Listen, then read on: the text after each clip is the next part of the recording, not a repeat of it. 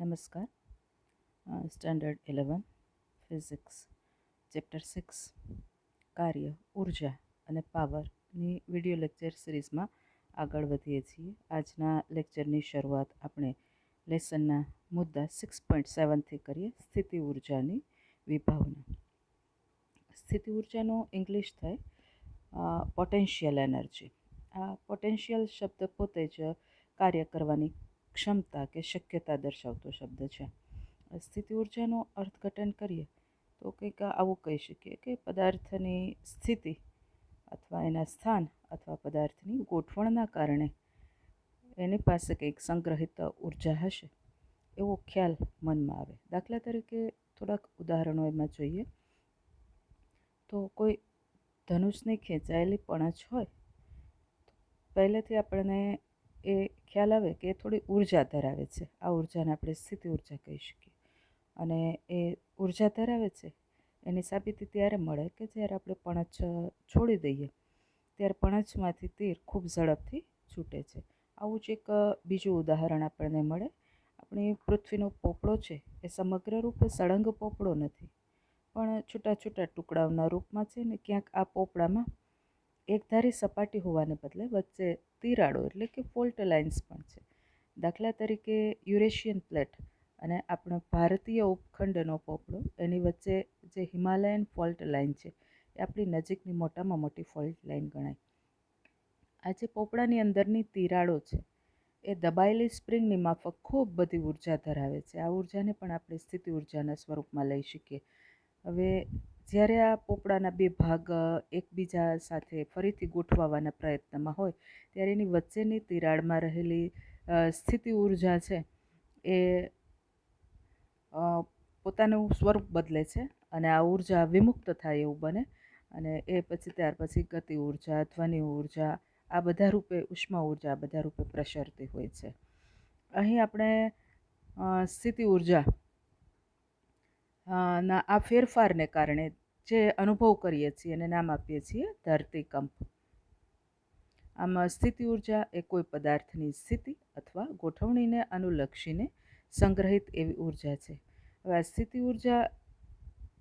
સ્થિતિ ઉર્જાને ત્યારે જ કે આ પદાર્થની આ ઉર્જાને સ્થિતિ ઉર્જા ત્યારે જ કહેશું કે જ્યારે આપણે પદાર્થને છોડી દઈએ તો એમાં જે સંગ્રહિત થયેલી આ સ્થિતિ ઉર્જા છે એ મુક્ત થશે અને ગતિ ઉર્જામાં પરિણમશે. દાખલા તરીકે પણછમાં સંગ્રહાયેલી સ્થિતિ ઉર્જા તીર છૂટે ત્યારે તીરની ગતિ ઉર્જામાં ફેરવાય છે. દાખલા તરીકે તિરાડ વચ્ચે રહેલી સ્થિતિ ઉર્જા ધરતીકંપ થાય ત્યારે કંપન ગતિ ઉર્જા અને ધ્વનિ ઉર્જાના રૂપમાં સતત ફેલાતી હોય છે. હવે આપણે એક ઉદાહરણ વડે આ સ્થિતિ ઉર્જાને વ્યવસ્થિત રૂપે સમજીએ. દાખલા તરીકે પૃથ્વીની સપાટી નજીકના વિસ્તારમાં પૃથ્વી વડે કોઈ પણ પદાર્થ પર ગુરુત્વાકર્ષણનું બળ લાગતું હોય છે. આ અનુસાર આપણે જો એમ દળનો પદાર્થ લઈએ તો એ એમ દળના પદાર્થ પર mg જેટલું ગુરુત્વાકર્ષણ બળ પૃથ્વીના કેન્દ્ર તરફની દિશામાં લાગે છે. એટલે આપણે જો શિરોલંબ ઉપર તરફની અક્ષને ધન અક્ષ લઈએ તો શિરોલંબ નીચે તરફની અક્ષ ઋણ અક્ષ બને અને આ ગુરુત્વ બળ આપણને F બરાબર -mgના ફોર્મમાં મળે. હવે આપણે અહીંયા પૃથ્વીની સપાટી નજીકના થોડાક વિસ્તારમાં ગુરુત્વ પ્રવેગ જીનું મૂલ્ય અચળ લઈ અને આગળ વધીશું. કારણ કે પૃથ્વીની ત્રિજ્યાની સરખામણીમાં લગભગ 10 કિલોમીટર ઊંચાઈ સુધીનો વિસ્તાર એવો મળે કે જેના માટે જીનું મૂલ્ય અચળ રહે છે એવું સ્વીકારવામાં કોઈ તકલીફ ઊભી થાય નહીં. અને એટલે આ ગણતરીઓ પૂરતા આપણે જીના ફેરફારને અવગણી શકીએ છીએ. અહીં પદાર્થને જો પૃથ્વીની સપાટી પરથી એ જ ઊંચાઈએ લઈ જઈએ તો આ દરમિયાન ગુરુત્વ બળ વડે થતું કાર્ય થશે mg ઇન્ટુ h અને ગુરુત્વ બળ નીચે તરફ છે અને પદાર્થને આપણે ઉપર તરફ લઈ ગયા છીએ એટલે ઇન્ટુ કોસ થીટામાં કોસ પાય આવે અને એટલે ગુરુત્વ બળ વડે થતું કાર્ય થશે w બરાબર -mgh. આ કાર્યનું આપણે ઋણ મૂલ્ય લઈએ તો આપણને મળે આ જે ગુરુત્વ બળ વડે થતું કાર્ય છે એને wg કહેશું અને એનું ઋણ મૂલ્ય મળશે એને w કહેશું તો w બરાબર mgh. અહીં આપણે પદાર્થને h ઊંચાઈએ લઈ જવો હોય તો પદાર્થ પર જે નીચેની તરફ ગુરુત્વીય વજન બળ લાગે છે એટલું જ બહારથી આપણે બળ લગાડી અને એને બાહ્ય બળ વડે એ જ ઊંચાઈએ લઈ જઈ શકીએ. આ બાહ્ય બળ વડે થતું કાર્ય એટલે આ W બરાબર mgh. અને બાહ્ય બળ વડે આપણે કરેલું આ કાર્ય છે ગુરુત્વ બળની વિરુદ્ધ બાહ્ય બળ લગાડીને કરેલું છે. અને કાર્ય પદાર્થ પાસે સ્થિતિ ઉર્જાના રૂપમાં સંગ્રહાય છે. અને એટલે જો એ જ ઊંચાઈએ રહેલા પદાર્થની આ સ્થિતિ ઉર્જાને ગુરુત્વાકર્ષણને કારણે હોવાથી ગુરુત્વીય સ્થિતિ ઉર્જા VH કહીએ તો VHનું સૂત્ર મળે VH બરાબર mgh. આ W વાળું જે બાહ્ય બળ વડે થતું કાર્ય છે એને જ સ્થિતિ ઉર્જા રૂપે સંગ્રહ થયું છે એટલે એનું જ સૂત્ર આપણે અહીંયા લઈ લીધું છે. અને આવું કહી શકીએ આપણે કે પદાર્થને એ જ ઊંચાઈએ લઈ જવા દરમિયાન ગુરુત્વાકર્ષણ બળ વડે થતા કાર્યના ઋણ મૂલ્ય જેટલી આ સ્થિતિ ઉર્જા છે. હવે આપણે જો આ સૂત્ર VH બરાબર mghનું h સાપેક્ષે વિકલન લઈએ એટલે dV/dh લઈએ તો એ આપણને મળશે mg. અને એના પરથી આપણે જો F બરાબર -mg જોઈતું હોય તો એના માટે લખવું પડે F બરાબર -dV/dh.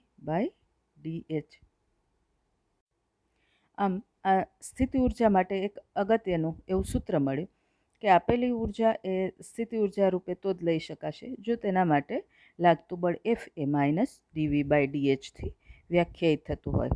હવે આ પરિસ્થિતિમાં જ્યારે એ જ ઊંચાઈએ રહેલા દડાને આપણે મુક્ત કરી દઈએ તો એની જે સ્થિતિ ઉર્જા છે એનું ગતિ ઉર્જામાં રૂપાંતર થતું જાય છે અને વધતી ઝડપ સાથે દડો નીચે આવે છે. જમીનને સ્પર્શતા પહેલાં એની ઝડપ એ આપણને ગતિસૂત્ર પરથી મળે. મુક્ત પતન કર્યું છે દડાએ એટલે v² - v0² = 2ah. આ સૂત્રમાં v0 બરાબર 0 લેવાનું થશે એટલે આપણને મળશે v² = 2. a એટલે ગુરુત્વ પ્રવેગ g અને h. આમ આપણને જમીનને દડો અડે ત્યારની તેની ઝડપ સૂત્ર v² = 2gh થી મળે.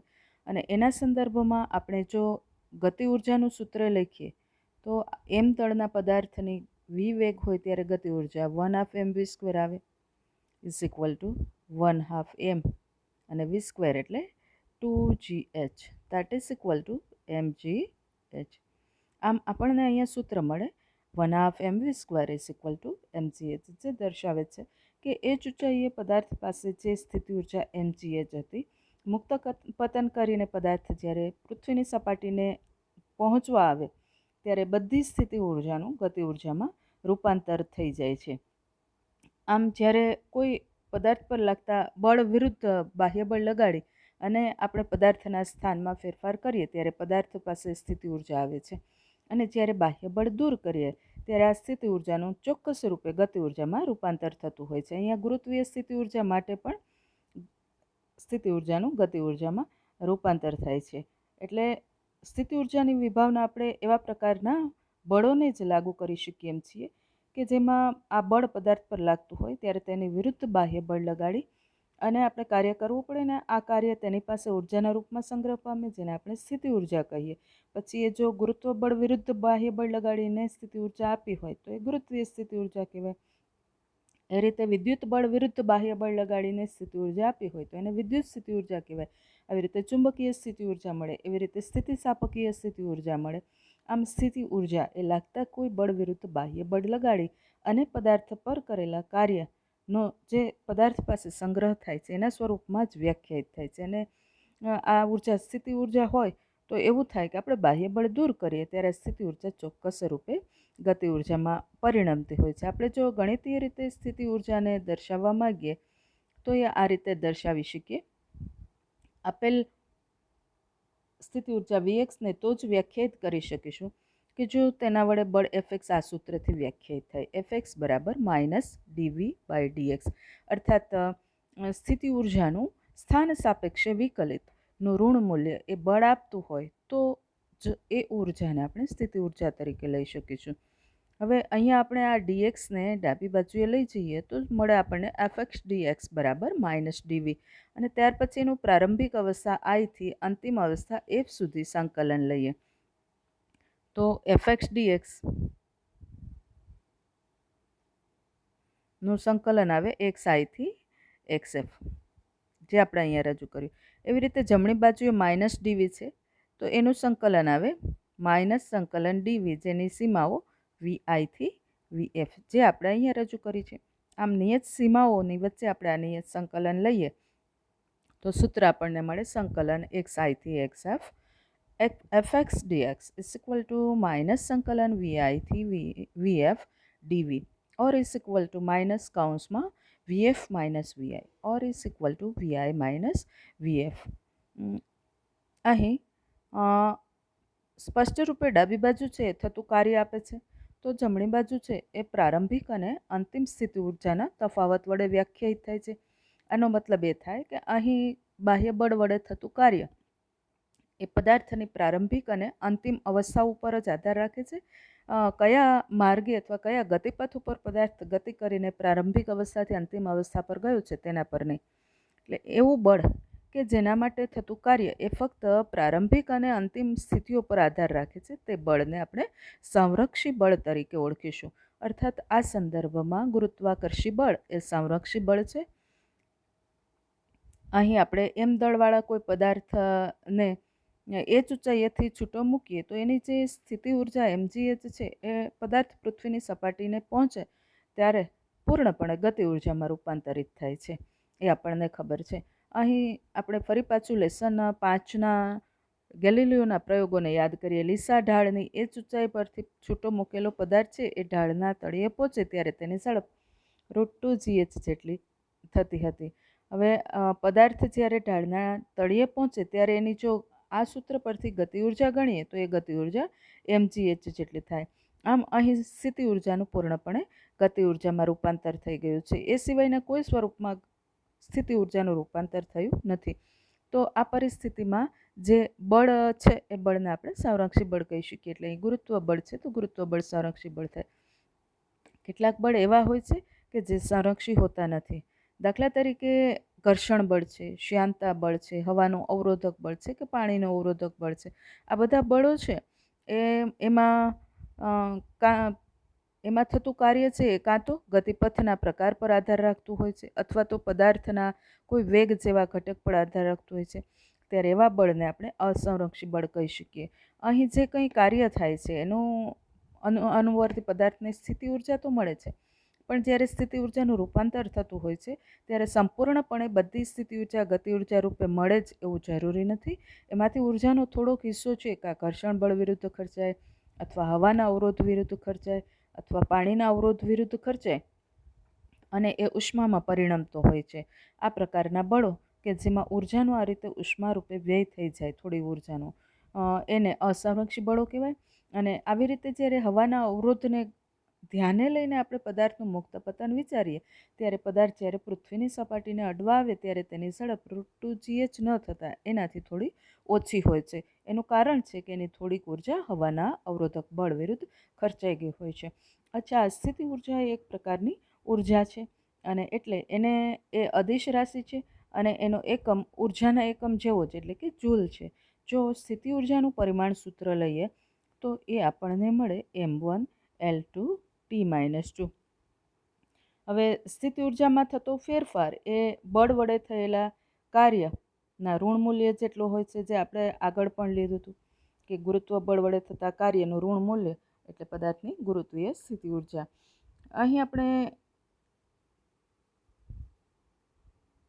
જે સ્થિતિ ઉર્જા માટેનું સૂત્ર લઈએ છીએ ΔV બરાબર -Fx/dx. આવું જ એક સૂત્ર આપણે ગતિ ઉર્જા વખતે કાર્ય ઉર્જા પ્રમેય દરમિયાન લીધું હતું, ચર બળ વડે થતા કાર્ય દરમિયાન, કે ΔK બરાબર Fx/dx. આ બે સૂત્રો પરથી આપણને એક અગત્યનો એવો સંરક્ષણ નિયમ મળે છે. સંરક્ષી બળ ક્ષેત્રમાં જ આ સંરક્ષણ નિયમનો આપણે ઉપયોગ કરી શકીએ, જે અહીંયા સમાવાયો છે લેસનના મુદ્દા 6.8માં. યાંત્રિક ઉર્જાનું સંરક્ષણ.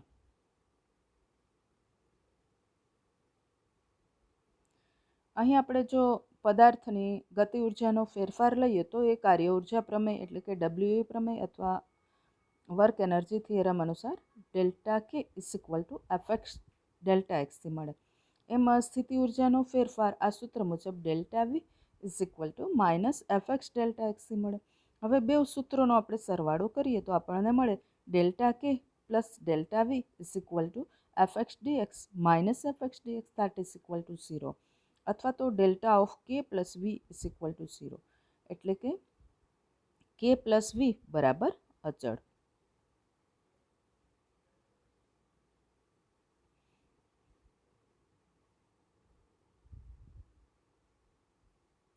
જે દર્શાવે છે કે સંરક્ષિબળ ક્ષેત્રમાં જ્યારે પદાર્થ હશે ત્યારે તેના માટે ગતિ ઉર્જા અને સ્થિતિ ઉર્જાનો સરવાળો કે પ્લસ વી અચળ રહે છે.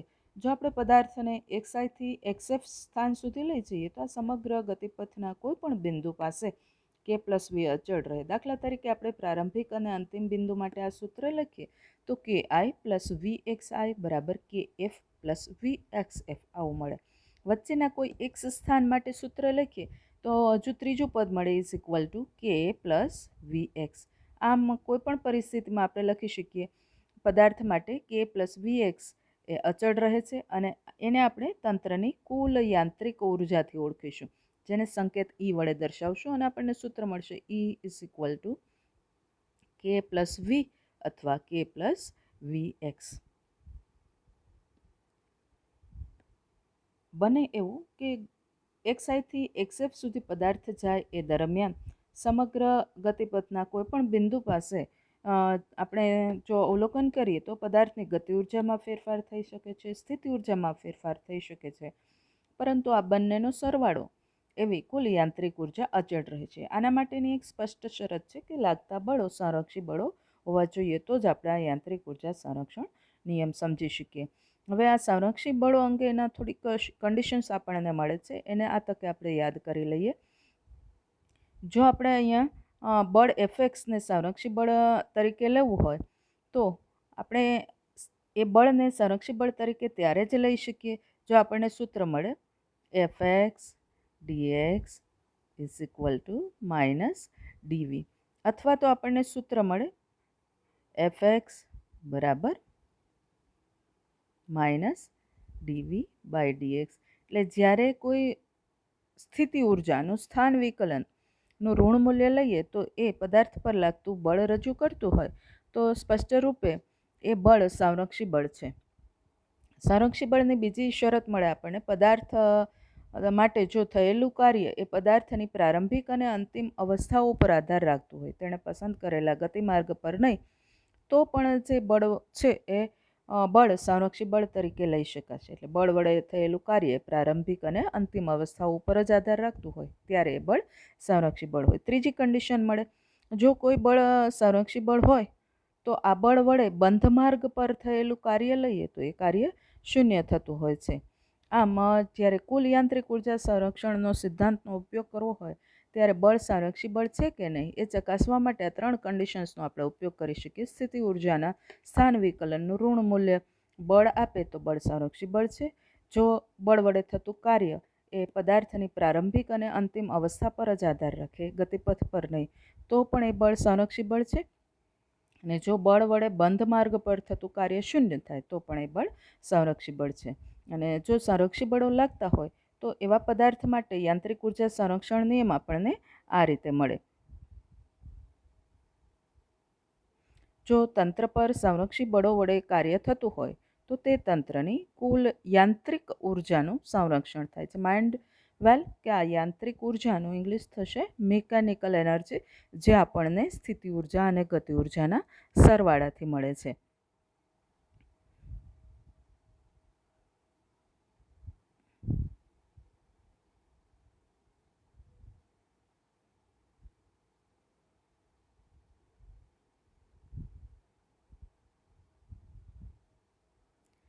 હવે આપણે પદાર્થને ટાવરની ટોચ પર રાખ્યો છે. ધારો કે ટાવરની ઊંચાઈ કેપિટલ એચ જેટલી છે.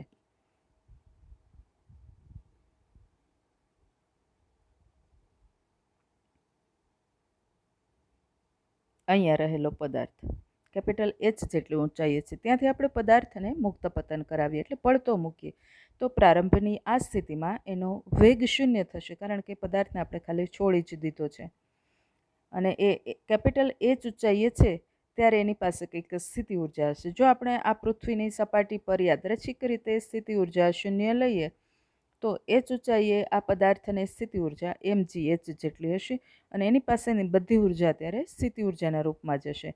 હવે જેવો છૂટો મૂકીએ એવો આ પદાર્થ છે એની સ્થિતિ ઉર્જાનું ગતિ ઉર્જામાં રૂપાંતર થવાની શરૂઆત થાય છે. એ ગતિ દરમિયાન સ્મોલ h ઊંચાઈએ પહોંચે ત્યારે તેની થોડીક ઉર્જા સ્થિતિ ઉર્જા રૂપે હોય છે, થોડીક ઉર્જા ગતિ ઉર્જા રૂપે હોય છે અને એની કુલ યાંત્રિક ઉર્જા સ્થિતિ ઉર્જા અને ગતિ ઉર્જાના સરવાળાથી મેળવી શકીએ. એમ જ્યારે પદાર્થ પૃથ્વીની સપાટીને પહોંચવા આવે બરાબર ત્યારે તેની બધી ઉર્જા ગતિ ઉર્જા રૂપે હોય છે અને સ્થિતિ ઉર્જાનું સંપૂર્ણપણે ગતિ ઉર્જામાં રૂપાંતર થઈ ગયું હોય છે. ત્યારે પદાર્થ પાસે ઉર્જા માત્ર અને માત્ર ગતિ ઉર્જાના રૂપે હોય છે. ત્યારે એની ઝડપને આપણે v બરાબર vf કહીએ છીએ. અને હવે આગળ વધીએ. આ 3 સ્થાન માટે કુલ યાંત્રિક ઉર્જાની ગણતરી કરીએ તો કેપિટલ H ઊંચાઈએ E capital H is equal two mg capital H, કારણ કે ત્યાં પદાર્થને ઝડપ 0 છે એટલે ગતિ ઉર્જા પણ 0 છે.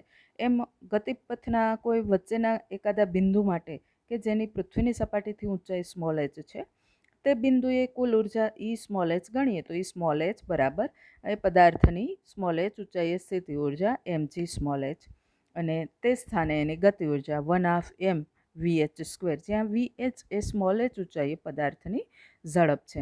એ રીતે પદાર્થ જ્યારે પૃથ્વીની સપાટીને પહોંચવા આવે એટલે કે h બરાબર 0 છે એવા સ્થાને એની કુલ ઉર્જા E0 લઈએ તો એ આપણને મળે E0 is equal two 1/2 mvf². અને અહીંયા સ્થિતિ ઉર્જાનું પદ આવશે જ નહીં, કારણ કે પૃથ્વીની સપાટી પાસે આપણે સ્થિતિ ઉર્જાને 0 લીધી છે. હવે ગુરુત્વ બળ એ સંરક્ષી બળ છે એટલે યાંત્રિક ઉર્જાનું સંરક્ષણ થાય અને આપણને સૂત્ર મળે E કેપિટલ H બરાબર E0. એના પરથી આપણને આવું સૂત્ર મળે mg કેપિટલ H બરાબર 1/2 mvf². એના પરથી આ સૂત્ર મળ્યું therefore vf is equal two √2g capital H. જે ગતિ સૂત્ર આપણે આગલા લેસનમાં લીધું હતું, અહીંયા આપણે ઉર્જાઓના સૂત્ર વડે ગતિ ઉર્જાને તારવ્યું છે. ઘણીવાર એવું થતું હોય છે કે ભૌતિક વિજ્ઞાનના પ્રશ્નોના ઉકેલ મેળવીએ ત્યારે આપણે શુદ્ધ ગતિ વિજ્ઞાનની રીતે ઉકેલ મેળવી શકતા હોઈએ છીએ કે ડાયનેમિક્સ એટલે કે બળ અંગેના વિજ્ઞાનને વડે પણ એનો ઉકેલ મેળવી શકતા હોઈએ છીએ અથવા ઉર્જાઓ અંગેના સમીકરણો વડે પણ એનો ઉકેલ મેળવી શકીએ છીએ. પણ બધાથી ટૂંકામાં ટૂંકી રીત આ ઉર્જાના સમીકરણોનો ઉપયોગ કરીને ઉકેલ મેળવીએ એ રીત થશે. એટલે મોટેભાગે મિકેનિક્સના આવા પ્રોબ્લેમ સોલ્વ કરતા હોઈએ ત્યારે ઉર્જાના સૂત્રોનો ઉપયોગ કરીને જ્યાં સુધી દાખલો ઉકેલાતો હોય ત્યાં સુધી તેના બળ અંગેના કે ગતિ સૂત્રોનો ઉપયોગ કરવાની જરૂર રહેતી નથી. હવે જો પ્રારંભ બિંદુ અને વચ્ચેના બિંદુ સ્મોલ h ઊંચાઈવાળા બિંદુ માટે યાંત્રિક ઉર્જા સંરક્ષણ લઈએ તો આપણને મળે E કેપિટલ H બરાબર E સ્મોલ h અને એનું સૂત્ર આપણે લખીએ તો એ આપણને મળશે E કેપિટલ H જે આપણે અહીંયા લીધું હતું એ પ્રમાણે mg કેપિટલ H અને E સ્મોલ h એટલે mg small h plus 1/2 m vh². હવે આ બધા પદમાંથી સ્મોલ m કેન્સલ થશે. આને સામી બાજુએ લઈ જશું એટલે g capital H minus g small h થશે. આ 1/2 ને સામી બાજુએ લઈ જશું એટલે 2g in bracket capital H minus small h થશે, જે આપણને આપશે vh². અને એટલે આપણે અહીંયા લખ્યું therefore vh² is equal two 2g in bracket capital H minus small h. આ સૂત્ર પણ ગતિ વિજ્ઞાનનું શુદ્ધ ગતિ વિજ્ઞાનનું સૂત્ર છે. અહીંયા આપણે ધ્યાન રાખવું જોઈએ કે આવા મુક્ત પતન દરમિયાન મહત્તમ ઊંચાઈએ પદાર્થ પાસેની કુલ યાંત્રિક ઉર્જા માત્ર સ્થિતિ ઉર્જા રૂપે હોય છે, જ્યારે પૃથ્વીની સપાટી નજીક પદાર્થ પાસેની આ યાંત્રિક ઉર્જા માત્ર ગતિ ઉર્જાના રૂપે હોય છે અને એ ગતિપથના વચ્ચેના કોઈ પણ બિંદુએ થોડોક હિસ્સો સ્થિતિ ઉર્જા રૂપે હોય છે અને થોડોક હિસ્સો ગતિ ઉર્જાના રૂપે હોય છે.